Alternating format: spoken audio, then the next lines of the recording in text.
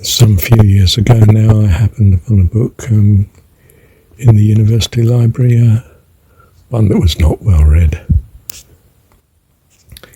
And it basically had a very rational thesis against a doctrine of principle. You know, the obvious, there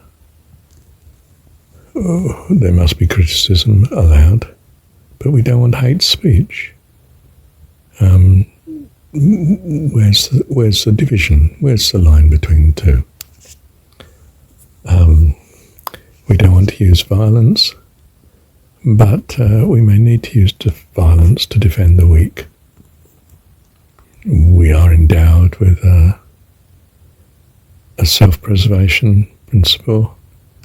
We believe in some sense in not being selfish, but ultimately the priority of self must be maintained, or we cannot even protect others.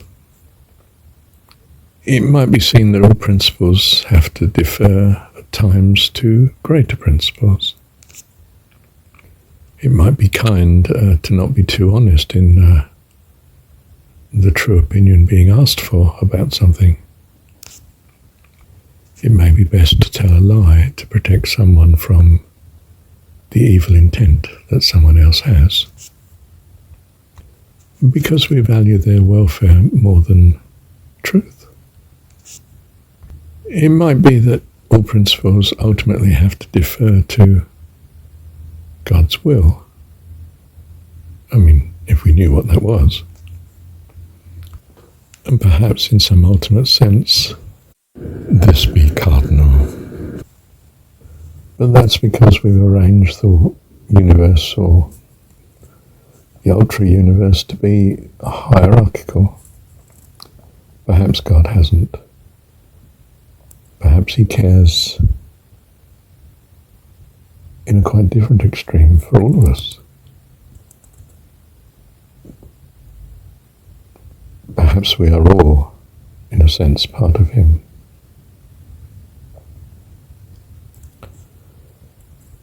Dogmatism and principle go hand in hand, as do rules and legality, and usually they're associated with being wrong.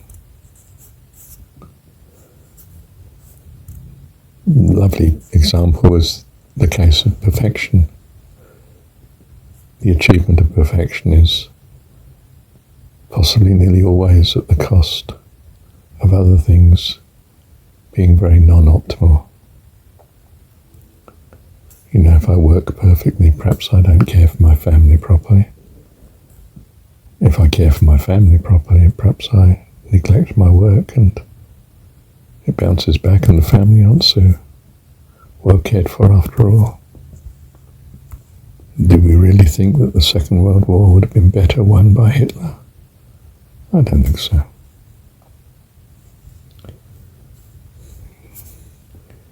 Could the rest of the world have surrendered in peace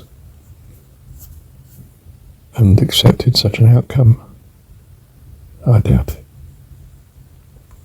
Would we be better with a law and order that didn't use violence to restrain certain breaches of law? Don't think that would be a good society to live in. That doesn't mean to say we want excess or abuse and we're not quite sure where the boundary is. Of course. I appreciate that. Does God want you to go through outward worship of him where it might cost your death in consequence? I don't think so. Does he want you not to deny him on pain of death? I think it's extremely unlikely.